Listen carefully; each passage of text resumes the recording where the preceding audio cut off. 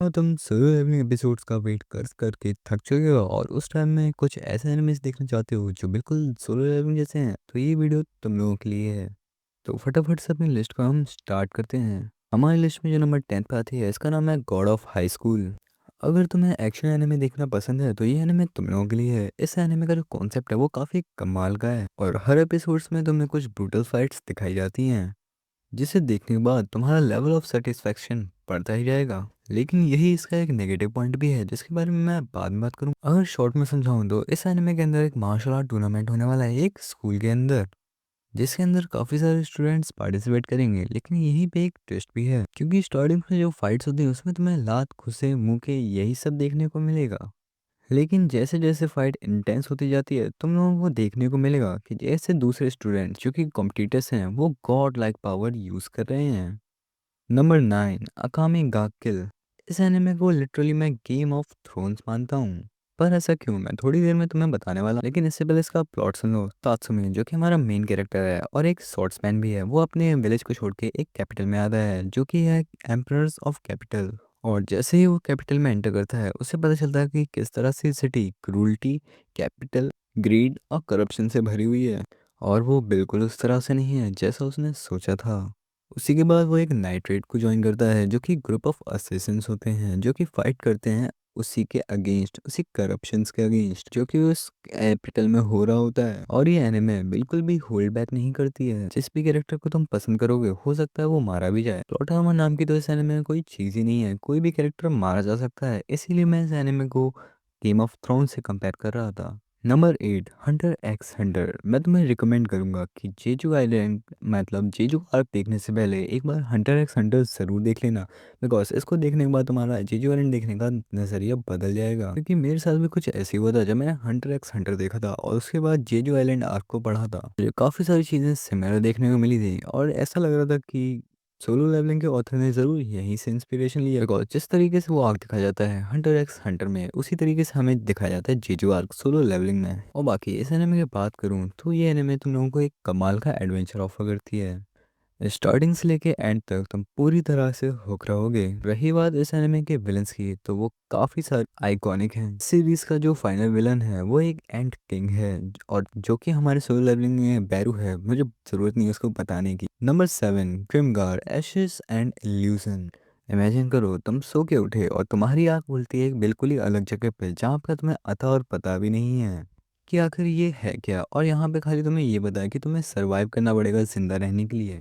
और ऐसा ही कुछ अनजान लोगों के साथ हो जाता है जो अपने आप को एक डेंजरस प्लेस में बताते हैं। वो प्लेस बिल्कुल मेडिवल टाइम पीरियड पर डिपेंड होती है और इन अनजान लोगों के पास कोई भी स्किल या फिर कोई भी एबिलिटी नहीं होती है। उन्हें बस इतना पता होता है कि अगर उन्हें यहाँ पे रहना है तो उन्हें कुछ ना कुछ सीखते रहना पड़ेगा, नई नई एबिलिटीज देखना पड़ेगा। क्योंकि ये जगह पूरी तरीके से मॉन्स्टर से भरी हुई है और हाशिरो जो कि हमारा मेन कैरेक्टर है को ये सारे चैलेंजेस फेस करने पड़ते हैं। और आखिर में वो अपने घर जा पाते हैं या नहीं, ये तो तुम्हें इस एनिमे के अंदर ही देखने को मिलेगा। Number 6, log horizon. बचपन में तुम्हारा कोई ना कोई तो फेवरेट गेम जरूरी रहा होगा, जिसको खेल के तुम्हें लगता होगा कि काश मैं इस गेम के अंदर होता। मान लो तुम इस गेम के अंदर पहुंच जाते हो और अब तुम उस गेम से बाहर नहीं आ सकते। ऐसे ही तुम लोगों को इस एनिमे में देखने को मिलेगा। एक दिन हजार प्लेयर्स जो कि एक गेम को खेल रहे होते हैं, वो अपने आप को उसी गेम में ट्रैप पाते हैं।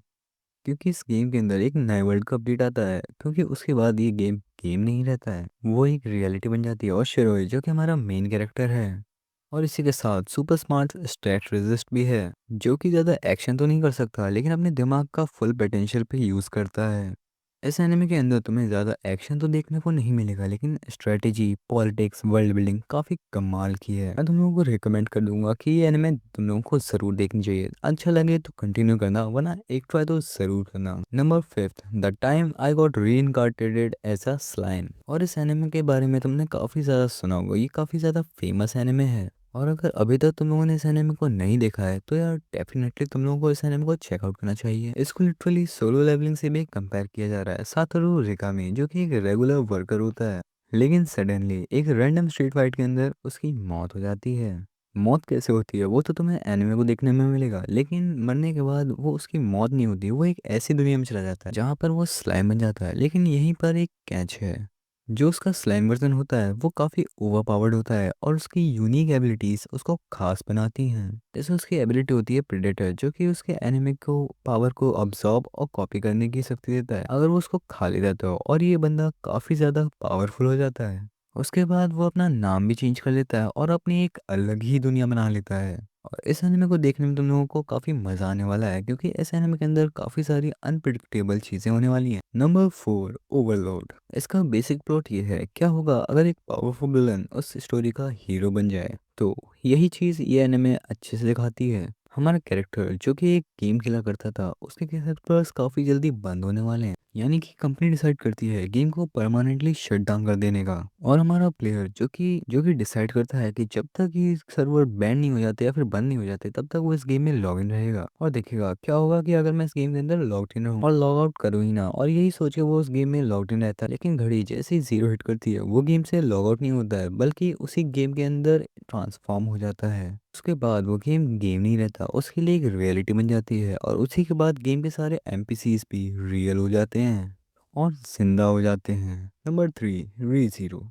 जैसा कि तुम लोगों ने सोलो लेवलिंग में देखा ही होगा, जब सन जिन वो किसी डंजन में एंटर करता है तो उसे 3 चांसेस मिलती है, जिनमें अगर एक बार वो मर भी जाए तो वो दोबारा से जन्म ले लेता है, एक तरीके से दोबारा से इनकार्डिनेट हो जाता है। ना ही वो मरता है और ना ही उसकी मेमोरी रेज होती है। उसके बाद ये उसका प्लस पॉइंट बन जाता है और उसके बाद वो अपनी नेक्स्ट चांस में और ज़्यादा इंप्रूवमेंट कर सकता है, डंजन को क्लियर कर सकता है। यही बेसिक प्लॉट है री ज़ीरो का। तो हमारा जो मेन प्रोटेगनिस्ट होता है वो अपने मरने के बाद अपनी लाइफ को दोबारा से रीसेट कर सकता है। लाइक हमारा जो मेन कैरेक्टर है वो एक लूप में फंस चुका है, तब वो अपने आउटकम को चेंज नहीं कर देता है। अगर वो मरता भी रहे तो वापस से वहीं जिंदा हो जाएगा। Number 2, sword art online. इस एनिमे के नाम से तुम लोगों को पता चल गया होगा कि इस एनिमे का मेन कैरेक्टर एक वीडियो गेम में जाके फंस जाएगा और तब उसे अपने चैलेंजेस को पार करना है, बिल्कुल जिन्वू की तरह। अगर वो जिंदा रहना चाहता है और अपना लेवल अप करना चाहता है तो इस एनिमे के बारे में मैं ज़्यादा कुछ बात नहीं करूँगा, सीधा बढ़ते हैं नंबर 1 पर, rise of the shield hero. जब मैंने इसका फर्स्ट एपिसोड देखा था तो मुझे काफ़ी ज़्यादा बढ़िया लगा था और इसका फर्स्ट एपिसोड ने ही मुझे हुक्ड कर लिया था कि आगे क्या होने वाला है। और इसका कॉन्सेप्ट काफ़ी डिफरेंट और काफ़ी ज़्यादा यूनिक भी है बाकी एनिमे से। इस एनिमे के अंदर हमारा जो मेन प्रोटैगनिस्ट होता है वो एक गेमर होता है, जो कि एक ऐसे मेडिकल वर्ल्ड में ट्रांसफॉर्म हो जाता है जहाँ पे इसे लड़ना पड़ेगा। और इस एनिमे के अंदर सभी मेन कैरेक्टर्स का कोई ना कोई वेपन होता है जिससे वो अपनी दुनिया बचा सकते हैं। और हमारे कैरेक्टर का वेपन होता है शील्ड, जो कि डिफेंस के लिए यूज होती है, ऑफेंस के लिए नहीं। इसी के अराउंड मूव करती है, लेकिन जिस तरीके से हमारा मेन प्लेयर इसको यूज करता है देखने में काफी मजा आता है, बिकॉज वो एक लिटरली एक शील्ड से ही ओवर पावर्ड कैरेक्टर बन जाता है, जिसको देखने में बहुत ही मजा आता है।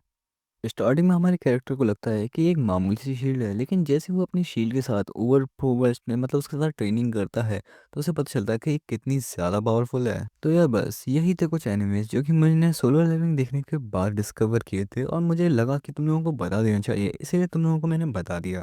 और अगर तुम लोगों ने भी कुछ ऐसे एनिमेज देख रखे हैं जो कि तुम लोगों को लगता है कि सोलो लेवलिंग जैसे हैं, तो नीचे कमेंट करके मुझे ज़रूर से बता देना। इसी के साथ मिलते हैं जल्दी से नेक्स्ट वीडियो में, तब तक के लिए सायोनारा।